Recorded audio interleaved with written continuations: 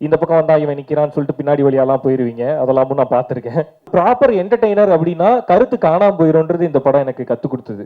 ஐ மீன் அவங்க மனைவி எப்பயுமே அந்த ட்ரஸ்ட் வைக்கலாம், நீங்களும் அப்படிதான் நினைப்பீங்க, அவங்க அப்படி கிடையாது. உண்மையிலேயே அடி மனசுல இருந்து by the bottom of my heart உங்க எல்லாருக்குமே ரொம்ப ரொம்ப ரொம்ப ரொம்ப நன்றி. இதுக்கு முன்னாடி ஆமா ஒரு சில படம்லாம் பண்ணியிருக்கேன். எல்லாத்துக்கும் நிறைய பாராட்டியிருக்கீங்க. அது எப்படி இருக்கும்னா ஒரு பாதி பேர் பாராட்டுவாங்க, ஒரு சிலருக்கு வேற கருத்து இருக்கும். ஸோ இந்த பக்கம் வந்தா இவன் நிக்கிறான்னு சொல்லிட்டு பின்னாடி வழியாலாம் போயிருவீங்க. அதெல்லாமும் நான் பார்த்துருக்கேன். ஆனா இந்த படத்துல எல்லாருமே வந்து என்கிட்ட நின்று பேசி எல்லாருமே விஷ் பண்ணிட்டு போனீங்க. ஒரு மனதா எல்லாருமே பாராட்டி ஒரு பாராட்டை வந்து இந்த படத்துல தான் நான் ஃபர்ஸ்ட் டைம் பார்த்தேன் வெளியில. ஸோ இந்த படம் வந்து என்ன மாதிரி படம் பண்ணணும் அப்படின்றத எனக்கு கற்றுக் கொடுக்குது. அதுக்காக இதுக்கு முன்னாடி நான் பண்ணதெல்லாம் தப்பு அப்படின்லாம் நான் சொல்லல. ஒவ்வொரு படத்துலையும் வேற வேற ஆடியன்ஸ்க்கு ஒரு சிலருக்கு பிடிக்கும், ஒரு சிலருக்கு பிடிக்காது, ஒரு மிக்சடான ரிவ்யூஸ் இருக்கும், ஒரு மிக்சடான கருத்துக்கள் இருக்கும்.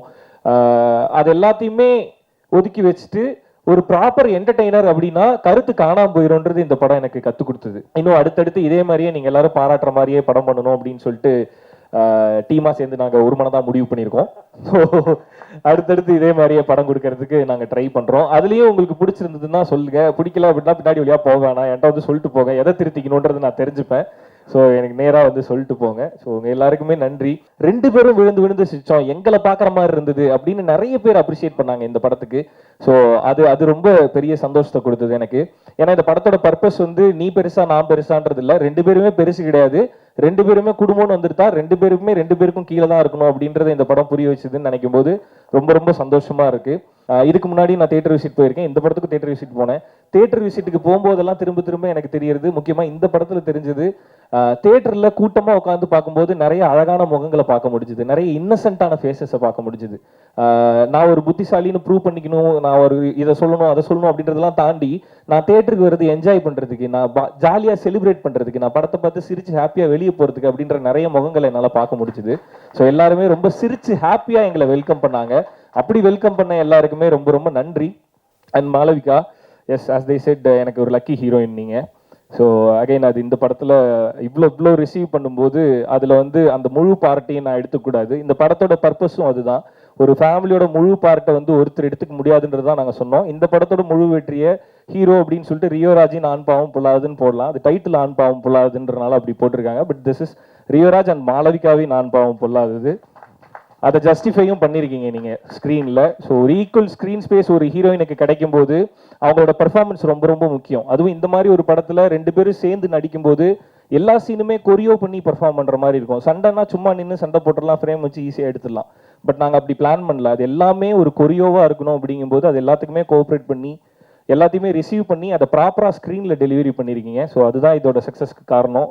ஒருவேளை உங்களோட கேரக்டர் கொஞ்சம் கம்மியாக போயிருந்தாலுமே இது இப்படி இருந்திருக்குமான்னு கேட்டால் கண்டிப்பாக கிடையாது. ஸோ ஃபுல் எஃபர்ட்டை கொடுத்ததுக்கு தேங்க்யூ, தேங்க்ஸ் அகைன். அண்ட் இதே மாதிரியே அடுத்தடுத்த படங்களும் ஃபுல் எஃபர்ட்டோட ஃபுல் டிசிப்ளினோட பண்ணுங்க, எப்பயும் சொல்கிறது தான். So all the very best. And அவ்வளோதான். அண்ட் மலிவு விலை மணிவண்ணன் சார். சரி, இந்த படத்தில் எனக்கு எது பெரிய சந்தோஷம் அப்படின்னா ஆர்ஜே விக்னேஷ்காந்தை நீங்கள் எல்லாரும் அக்செப்ட் பண்ணிக்கிட்டது எனக்கு பெரிய சந்தோஷம்.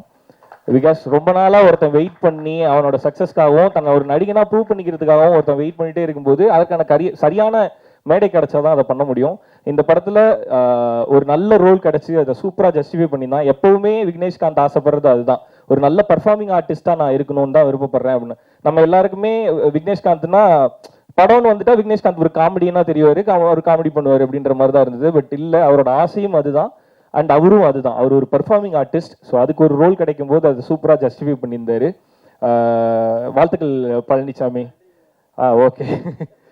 ஆனால் பிஃபோர் லைக் வந்துட்டு உங்களை இந்த தமிழகம் முழுவதும் எவ்வளோ கொண்டாடினாங்க, என்னென்ன கமெண்ட் வந்தது எல்லாமே எங்களுக்கு தெரியும்.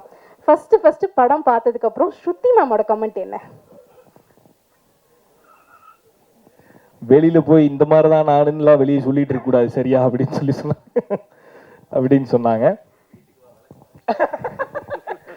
அவங்க சொன்னது அதான் இந்த மாதிரி தான் நான். ஏன்னா கலை வந்து அவங்கள்ட்ட சொல்லியிருந்தான், இந்த படத்தோட இன்டர்வியூ போகும்போதெல்லாம் ரியோ நான் டெய்லி வந்து சொல்லுவாரு அந்த கதையை அப்படியே படமா எடுத்தேன்னு நான் சொல்ல போறேன் அப்படின்னாங்க. அப்பவே சொல்லிட்டு இருந்தாங்க வழக்கமாத்த கொண்டு அடிப்பேன் அப்படின்னு. படத்தை பார்த்துட்டு அவங்க சொன்னது என்னன்னா, அதான் ஜோக்ஸ் அப்பார்ட், இந்த படம் வந்து எப்பவுமே ரிலீஸ் ஆகும்போது வீட்டில் ஆப்வியஸாக ஒரு ப்ரெஷர் இருக்கும். ஒரு படம் நடிச்சிருக்கோம், அது வெளியே வரும்போது ஒரு ப்ரெஷர் இருக்கும். அது எப்பயுமே எனக்கும் இருக்கும். இந்த படத்துக்கு அவங்க படம் பார்த்து முடிச்சுட்டு வழக்கமாக ஒரு ப்ரெஷரில் இருப்பேன்ல, அந்த ப்ரெஷர் வந்து இந்த படத்தில் உனக்கு தேவையில்லை, இது கரெக்டாக போய் ரிசீவ் ஆகும், இது கண்டிப்பாக பிளாக் பஸ்டர் ஆகும் அப்படின்னு ஃபஸ்ட்டு சொன்னது ஸ்ருதி தான். ஐ மீன் அவங்க மனைவி எப்பயுமே அந்த ட்ரஸ்ட் வைக்கலாம். நீங்களும் அப்படி தான் நினைப்பீங்க, அவங்க அப்படி கிடையாது. அவங்க வந்து என்னோட ஃபர்ஸ்ட் ரிவ்யூவர் அவங்க. ஸோ அன்றை கணிதா ஸ்ருதிராஜ். அவங்க ரொம்ப brutally honest she is. So எது சரியோ அதை மட்டும் தான் சொல்லுவாங்க, தப்புன்னா அடிச்சு சொல்லுவாங்க அவங்க. ஸோ அதனால இந்த படம் ரொம்ப நல்லா இருக்கு, இது கண்டிப்பா பிளாக் பஸ்டர்னு ஃபர்ஸ்ட் சொன்னது ஸ்ருதி தான்.